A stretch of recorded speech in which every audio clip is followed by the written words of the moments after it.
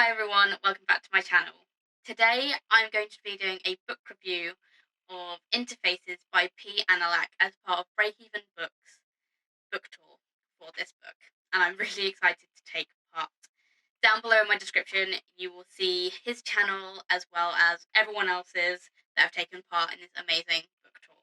I'm very grateful to have received this book to review, but all of this will be my honest opinions. Yeah, to break it kind of down, this book follows a group of people in like the near future, and they all have converters, which are little devices that are, I think they're implanted in behind your ear. I could be wrong though, but they're converters anyway, and it enables them to live their life going to work. Their whole life is kind of connected to an infosphere, and it's on the internet. Yeah, there's philosophical conversations all over the place here, and it's really, really interesting, and it follows a psychologist who discovers one of her patients may have been negatively impacted by one of his devices connected to the infosphere, and it follows her journey with finding people, and they go along these conversations, and they find that human connection is more important than one on the internet. It is very interesting, and I use the core pile system to analytically look at books, and it came out at 3 out of 5 stars, which honestly is not bad. I was thinking it might be lower, but I will just explain the kind of core elements that I kind of look at critically. So the first one is characters. Now, these characters were really interesting. They were not nuanced. They weren't the best characters I've ever seen, but I did like them. I think there could have been more development to them, but they had a background, they had a reason for what they were doing. So yeah, they were okay. I did like the characters, some more than others. I enjoyed Uto, the kind of rich lady who owns the living situation. That's another thing I should explain. They all live in this society now, live in what they call hives, which is derived from like beehives, obviously, but there isn't like a queen bee.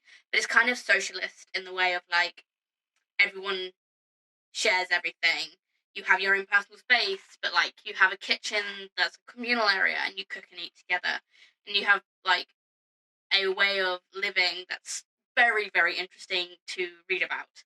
So I really enjoyed that aspect. And that plays into atmosphere. And the way I felt through this book was kind of like, I sometimes felt like I was reading a dystopian, because it gave me really huge Big Brother vibes with the conversations they were having, with the discussion that like the government is doing something nefarious with these converters, and you can like, it was discussion about how if a computer virus could be passed on to a human, and when this patient who starts having mental and physical illness as well as nightmares, and they find that it's to do with one of his devices that is government issued, it then brings into question a load of other things.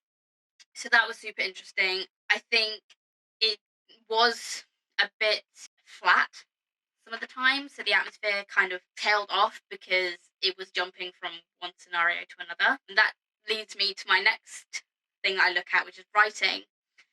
And I think because this was a novella, it did a disservice to the writer, because they're very clever, this writer, and I feel like they would have done a better job if they had given themselves more time and more words. I feel like this book would have done better if it was a 300-page book versus under 200 pages. I think some of their ideas could be expanded, and the book would have been, I would have personally enjoyed it a lot more.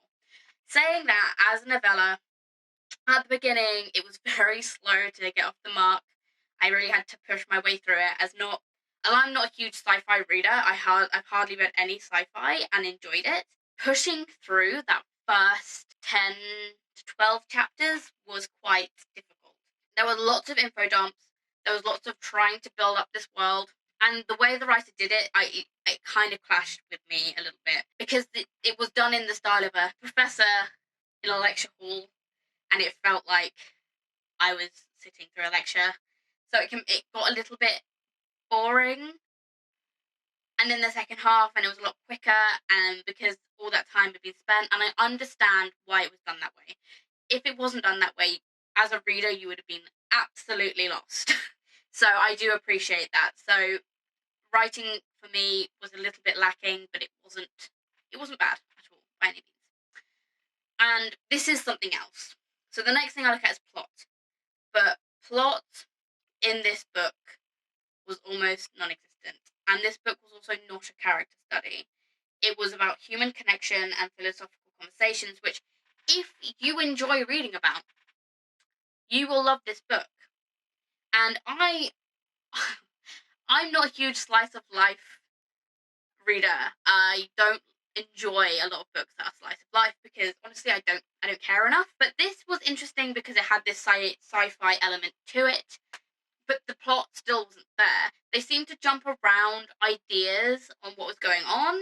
There was a whole load of discussions about like gender, which was really, really interesting, but it kind of felt like it was shoved in at the last minute because unless I missed something, which is very possible, I don't remember that being in the first half of the book.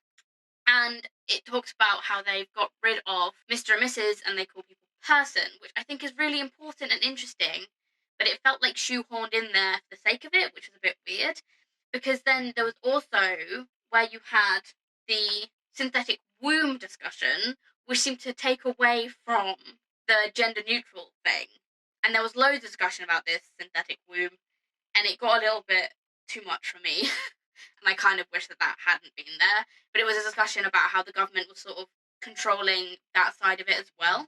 But again, there wasn't enough plot or character study for me to really say much more about it, but it really was lacking. Intrigue, I thought it was, I loved like the idea and I wanted to know what was going on. So yeah, it was good. Logic as well, I look at logic again. It was logical. It just felt like a study. I was reading like a dissertation or something on this idea. And for me as well, so the last category is enjoyment.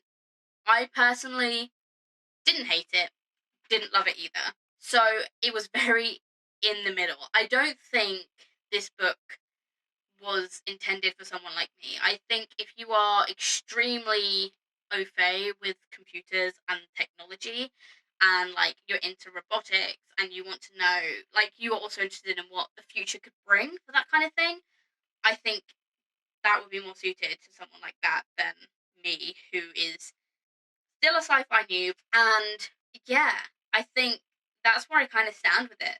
But if you are intrigued and you want to know more, all the links are down in my description, including the Goodreads page. And yeah, feel free to, if you've read the book, feel free to tell me your thoughts. And yeah, I really hope you guys have enjoyed this slightly different video from me.